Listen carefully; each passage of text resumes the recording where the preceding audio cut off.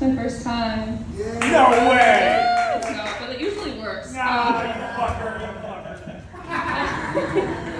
I just graduated from USC. Yeah!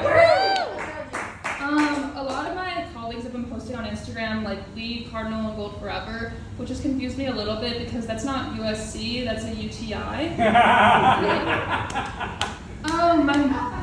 My mom likes to use the word hookup in place of like meet up or hang out.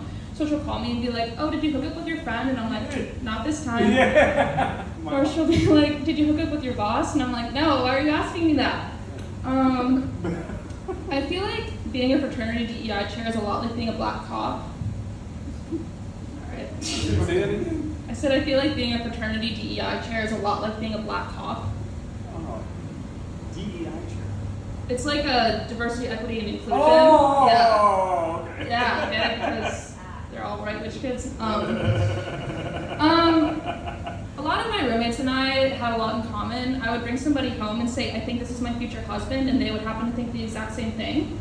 But I guess you know what they say. If you love something, let it go, and if it's meant to be, it'll come back into your apartment to have sex with your roommate. I think it's interesting when toxic couples are like, oh, we have so much chemistry. Like, okay, so did the Manhattan Project.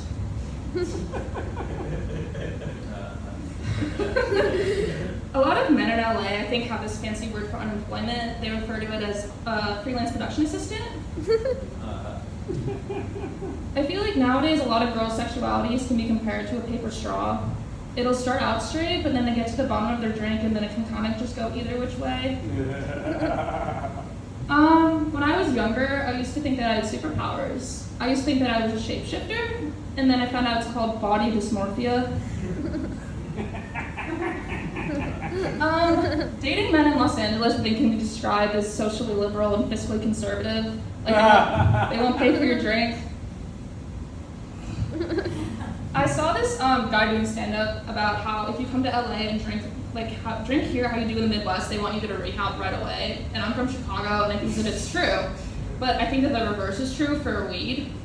Like all my friends from back home, they'll be like, oh, I got a 100 milligram edible from my dealer. Like I can handle it. You give them the 10 milligram California edible, and they're gonna fucking hallucinate.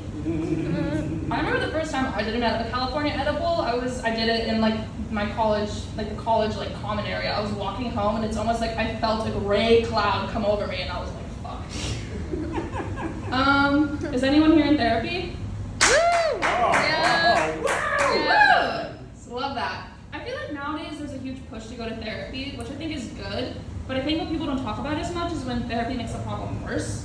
And it's bad because these people are super vindicated walking around like, I go to therapy, I'm better than you. But then the therapists are just telling them that everybody else is the problem and that their feelings are valid. Like, I don't know, you're in therapy, I think you're part of the problem maybe a little bit. And look, I know we're low on therapists and everything, but I think that some people should just pursue an alternative line of work. If you like working with others and you're a people pleaser, you could try being a prostitute. If you think about it, the professions have a lot of similarities. You enter a room with no one else but you and the client, you lay them down on the couch, they proceed to tell you the most heinous things that you can't tell a single soul unless they pose a direct threat to themselves or others.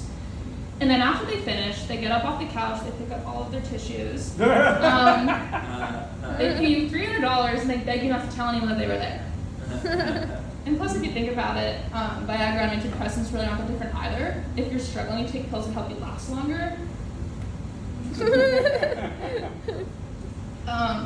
I've been doing these mics for a little while, and I've kind of noticed what it's like to be like a woman in comedy, which initially I didn't really understand that much because I feel like I have a lot of masculine traits. I don't use directions. I have horrible handwriting. I used to be addicted to lesbian porn. I drink beer. But I have noticed a lot of discrepancies. At one of the first mics that I went to, this guy was telling everyone how he had lost 20 pounds, and everyone was cheering and telling him how good he looked. And I was just a little confused because when I lost 20 pounds, no one really said anything. I kind of just started getting groped a lot more. That's my time. Nice. Yes,